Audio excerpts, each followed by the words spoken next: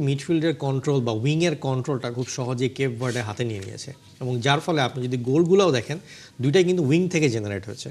একটা তো আমি বলবো যে বাংলাদেশ সিঙ্গাপুরের সময় যে সাদউদ্দিনের পায়ের মাঝখান দিয়ে যেভাবে করে বল চলে গেল ঠিক সেরকমভাবে দুই পায়ের মাঝখান দিয়ে বলটা বের করে দিল।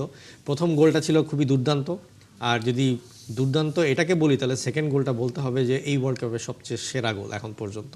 এর আগে ছিল আমার কাছে ইউএসএ রেইনার গোলটা প্রথম ম্যাচে যে চতুর্থ গোলটা দিয়েছিল, that was the best goal. But এখন এই মুহূর্তে ওয়ার্ল্ড কাপের সেরা গোল হচ্ছে কেপ ভার্ডের এই সেকেন্ড গোলটা, মানে আনবিলিভেবল। এবং আপনি যদি গোলটাও দেখেন যে আর্জেন্টিনা তখন 5 ম্যান ডিফেন্স করছিল, যে লোপেজ যিনি গোল দিয়েছেন তিনি রাইট উইং ব্যাকে তখন সম্ভবত আপনার ম্যাকলিস্টার ছিল, আমি যতটুকু যদি ভুল না করে থাকি। ম্যাকলিস্টারকে সে ড্রিবল পাস করে তারপরে সে পেনাল্টি বক্সের একেবারে এইজ থেকে সে শটটা নেয় এবং এমন শট এটা পৃথিবীর কোনো গোলকিপারের পক্ষে ঠেকানো সম্ভব না।